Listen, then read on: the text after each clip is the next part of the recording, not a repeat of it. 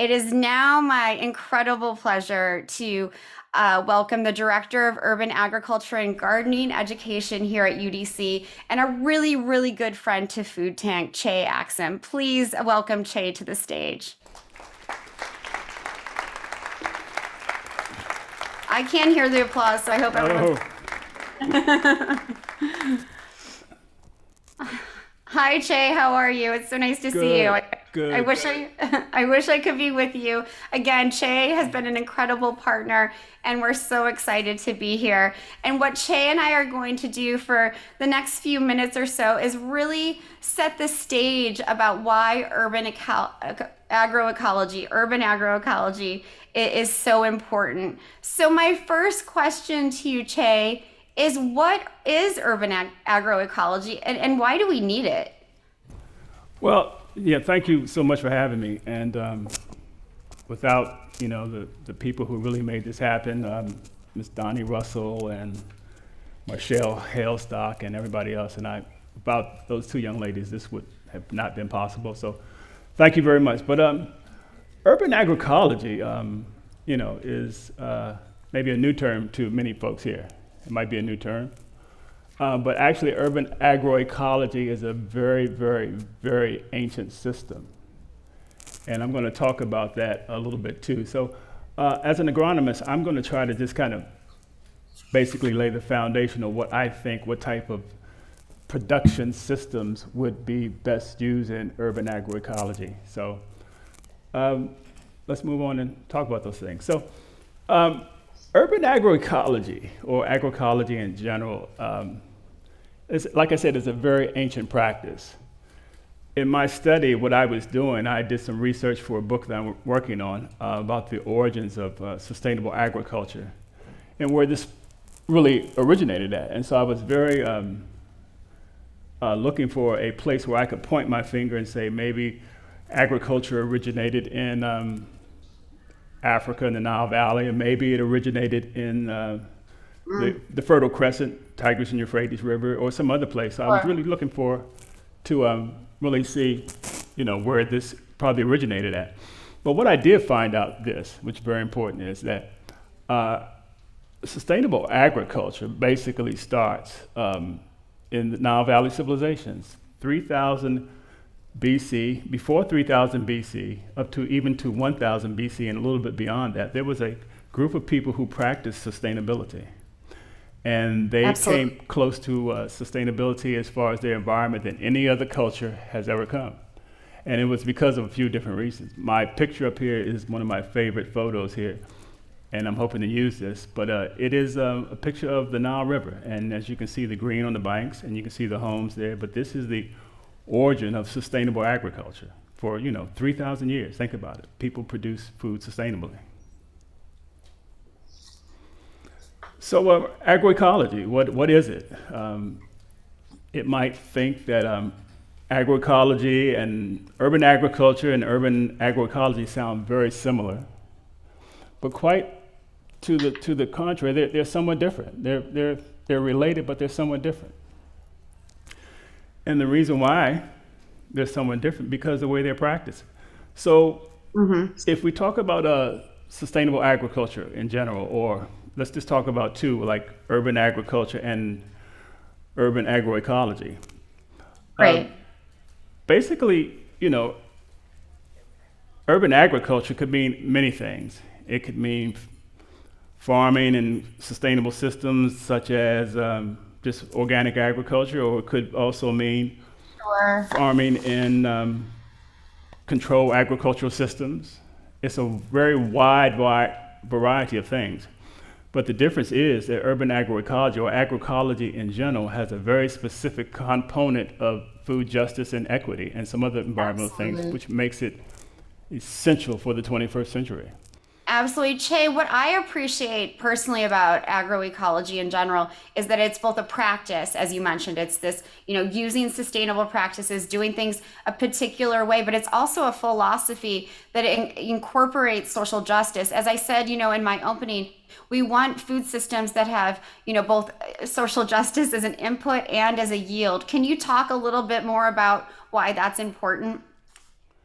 Well, it's important because, as we move into the 21st century, finding sustainable systems, and as you saw through the pandemic, there was so much this food insecurity through systems, not food not getting here, we're not growing enough food. And so growing food in the city is not going to be able to feed everybody in the city, but it can be a additive that we use, and a very important additive. So we need to do both as far as the growing of food in the cities, sustainably growing food in the cities, the food justice, food equity, and just the environmental sustainability for the planet. It's going to be extremely important going into the 21st century. Absolutely. So let's talk about, what happened during the pandemic and how urban agroecological systems were able to sort of withstand some of the pressures that we saw, Che. There were so many supply chain disruptions. Now we're seeing them again because of the Russian aggression against the Ukraine and, other, the climate crisis, et cetera. Let's dive in a little deeper into why urban agroecology is going to be important, post-pandemic and for the future.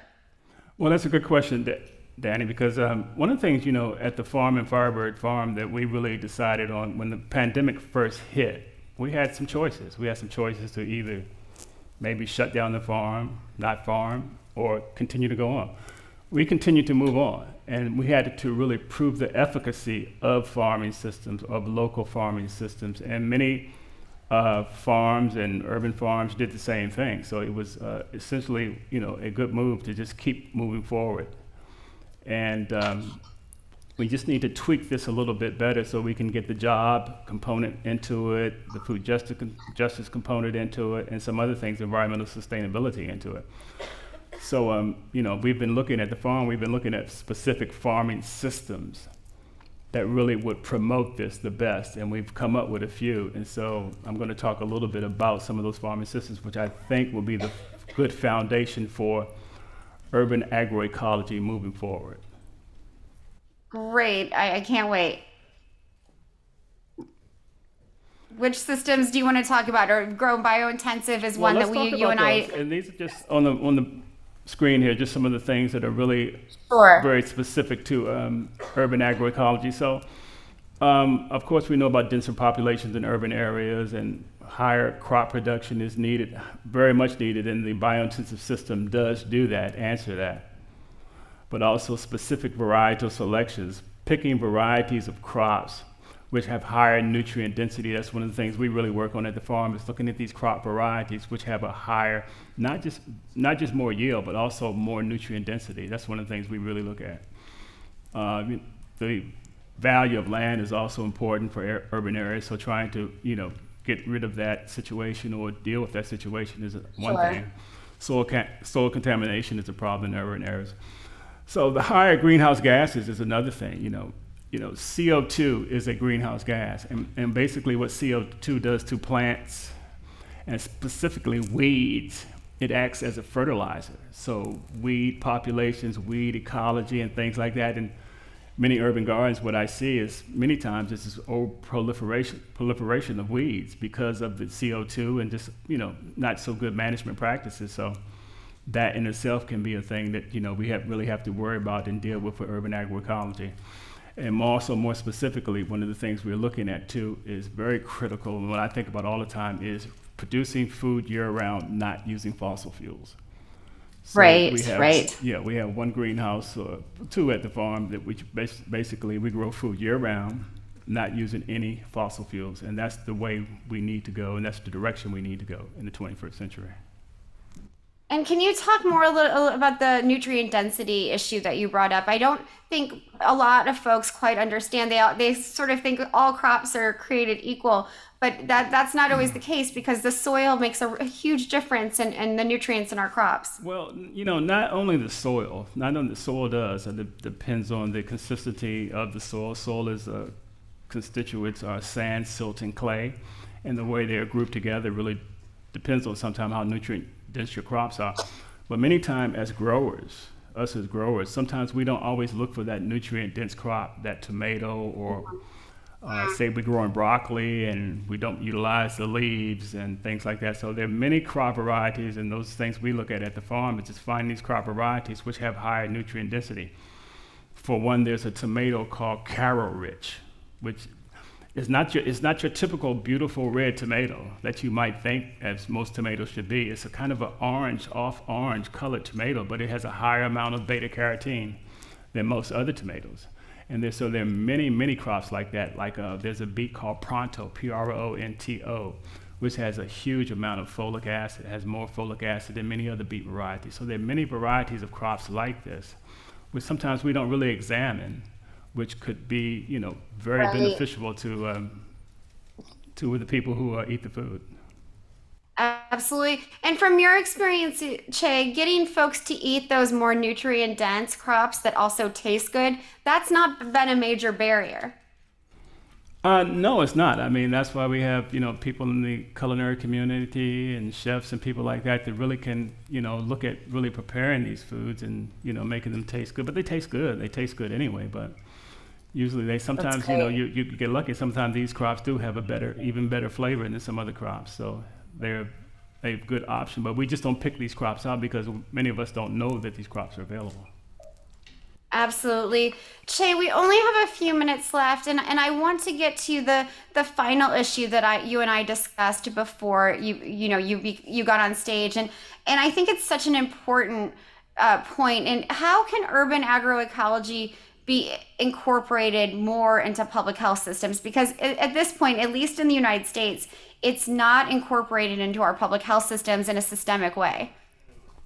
Well, that's a good question, and I think we've been really dealing with that. So I was very fortunate in my in the past couple of years, just getting together with people who were into the nutrition and dietetic community. So they kind of helped me really wrap my head around like how can us as growers really, who do we really bond with, and who do they need to bond with as far as really making the connection between urban agroecology and health systems and things like that.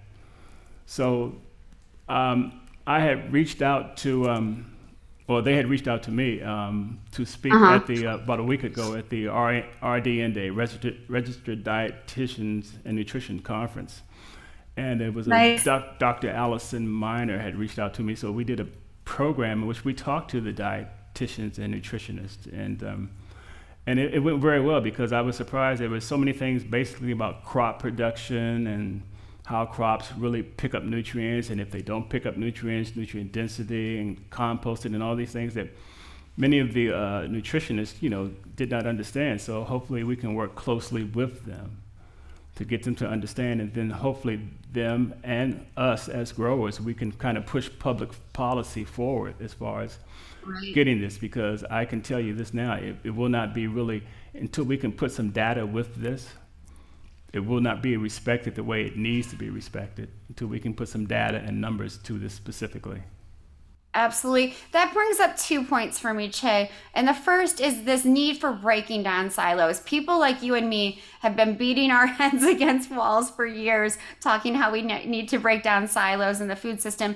And this is a perfect example of that. Now you have, people in the dietetics community, you have registered dietitians, you have nutritionists who want to know more about sustainability. And it's people like you who are bringing them together, and institutions, frankly, like UDC. How can we do more of that? Well, I just think there's not just people like me. I just think the sign of the times. I mean, which this pandemic really showed us that people with, immunity problems and nutritional problems were some of the people who came down with the virus the quickest and, worse. So as people get together and find out, say, how can we boost nutrition in the community? What can we do to do these things? So that would be the way to go, to just make the public health and nutrition and dietetics and also the growers and the community growers and people like that really bonding together, have regular meetings, just talking about these things, and then putting some data with it as far as yields and maybe evaluating how much vitamin C comes out of this garden, how much beta carotene comes out of this garden, how much zinc and copper, and all these are very important nutritional elements. How much of this is really coming out of a garden? And then people, up on Capitol Hill might respect it a little more. Absolutely. And you already answered my data question, but I think, one thing that I'm encouraged by everything you're saying for sure. And I'm encouraged by these other communities wanting to know more about urban agroecology and its health benefits, but there are also real community benefits. You have more greenery, you have sort of safer communities. There are all of these benefits to urban agroecology that we can't always measure with data. And I'm wondering if you can talk about some of the benefits that like we see but don't necessarily that we're not necessarily able to measure. Well, I mean, like one thing that we really don't measure many times is like for gardens, how much carbon are we sequestering? That's why I like the biointensive method of growing because you are growing specific crops to compost. You're growing specific calorie crops, and you're growing specific crops to compost and things like that. So you are, sequestering this carbon in the atmosphere, and that can be measured. Some of those things can be measured. So this is more science and data, perhaps. I hope I answered your question that it needs to be done. So Yeah. No, and as a million years ago when I was a Peace Corps volunteer, I learned that method of grow biointensive, and I'm wondering if you can describe it to folks because I feel like it's even though there's so many people like you who are practicing it and using it, it's still not as widespread as it could be. well, I'm glad you mentioned that because my friend Steve Moore, who was at Elon College, he was one of the main principal people who taught biointensive to Peace Corps, and also my friend John Evans, who actually he wrote the book, here on Right, how to grow right. how It to was grow a more Bible vegetables. for us. It was a Yeah, Bible for so us. so these two books, I mean, are perfect things to start off with. Just kind of getting used to it, getting used to double digging, getting used to all these kind of things that this offers. So, what really interested me the first time when I was introduced to this back in the very early '90s was the possibility of a growing system or a crop production system which could produce a complete diet, a complete vegan diet, of course. But yeah, these books do talk about that and they do address that, how much area you might need to grow a complete diet. So those are things we're really going to need in the future if we're going to have healthy communities and, healthy or economically, it's very important. Oh my gosh, I think Che, it's a wonderful point to end on. We need communities that are healthy physically and mentally and also economically. And growing food and using urban agroecological methods can really help contribute to that. Che, you have been a hero of mine for many years. I'm so glad we had this conversation again. I wish I could be there in person. Thank you for all you do for Well, yeah. UDC and for the world. Well, thank you for everything that you do. Yeah, I really appreciate it. Thank you for everybody coming, and thank you for my team at UDC. Without them, this would not be possible at all, believe me. Thank you so much, Che.